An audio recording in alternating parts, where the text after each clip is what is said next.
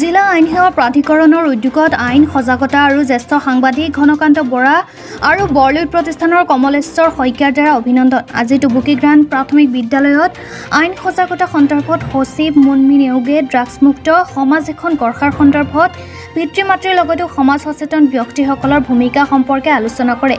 টুবুকী M E স্কুলৰ প্ৰধান শিক্ষক ইছাহক আলীয়ে টুবুকীগ্ৰাণ্টৰ বহু যুৱক ড্ৰাগছৰ আসক্ত হৈ সমাজখনৰ ধ্বংস গৰাহলৈ নিয়াত উদ্বেগ প্ৰকাশ কৰাৰ লগতে জিলা আইন সেৱা প্ৰাধিকৰণৰ সচিবগৰাকীৰ আগমনত ধন্যবাদ জ্ঞাপন কৰে।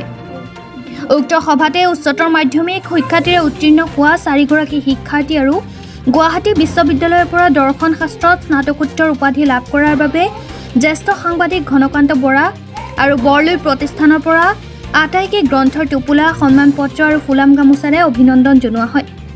সভাত উপস্থিত থাকে অৰ্ধ আইনী সেৱক ৰিয়াজুল হুছেইন, কাৰ্যালয় সহায়িকা জ্যোতিস্মিতা ভূঞা, অঞ্চলৰ শিক্ষকসকলৰ লগতে গাঁওখনৰ পুৰুষ মহিলাসকল। সভাৰ আধ্যৰে ইমদাদুল হক আৰু ইমদাদুল হুছেইনে। কঠীয়াতলীৰ পৰা ঘনকান্ত বৰাৰ ৰিপৰ্ট। ড্ৰাগছ খাৱাৰ বিৰুদ্ধে বা ড্ৰাগছ কেনেকৈ মুক্ত কৰিব পাৰি সমাজৰ পৰা সেই বিষয়ে তেখেতে যিখিনি আমাক অৱগত কৰালে বা শিশুৰ সুৰক্ষা তথা যত্ন কেনেকৈ ল'ব লাগে বা মহিলাসকলক কেনেকৈ সুৰক্ষিত কৰি ৰাখিব লাগে এই বিষয়ে যিখিনি কথা আমাক অৱগত কৰিলে সঁচাকৈ আমি এই বিষয়ে অতি আনন্দিত হৈছোঁ।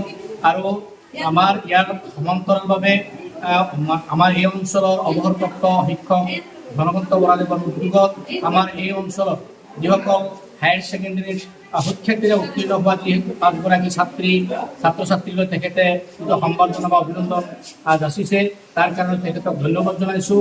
আৰু এই আজিৰ সভাৰ পৰা নিশ্চয় সমাজত এটা ভাল বাৰ্তা যাব, এটা সমাজ সজাগতা হ'ব আৰু এই ড্ৰাগছৰ বিৰুদ্ধে আমি সজাগ হ'ব পাৰিম আৰু বিভিন্ন শিশু যিবিলাক অপৰাধ সেই শিশু অপৰাধৰ পৰাও আমি ল'ৰা ছোৱালীখিনিক বচোৱাৰ কাৰণে আমি নিশ্চয় চেষ্টা কৰিব পাৰিম, সেই বিষয়ে অৱগত হৈছোঁ। তাৰ সমান্তৰালভাৱে যে মেধাৱী ছাত্ৰ ছাত্ৰীসকলক যে দেশৰ সম্পদ হিচাপে কেনেকৈ গঢ় দিব পাৰি তাৰে উৎসাহ দিবৰ কাৰণে যিটো আয়োজন তেখেতসকলক সম্বৰ্ধনা বা অভিনন্দন দিয়াৰ যিটো ব্যৱস্থা কৰিছে, সঁচাকৈ এইটো আমাৰ কাৰণে এটা মানে অভিনন্দনৰ বিষয় আৰু আমি এইটো খুবেই আনন্দিত হৈছোঁ।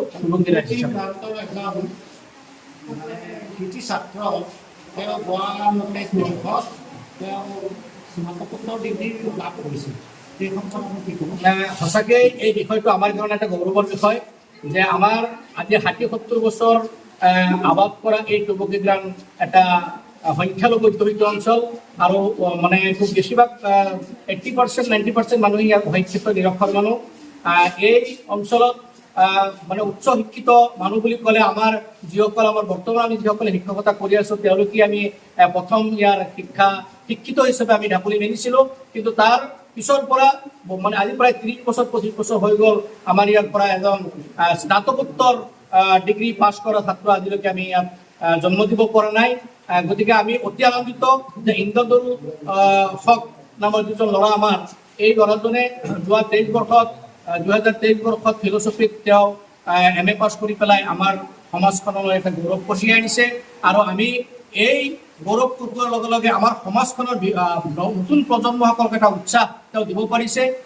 আমি আশা ৰাখিম যে ইমদাদুলৰ নিচিনা আমাৰ বাকী নৱপ্ৰজন্মসকলেও বিভিন্ন দিশত সুখ্যাতিৰে উত্তীৰ্ণ হৈ আমাৰ সমাজক আগুৱাই নিব বুলি আমি অতি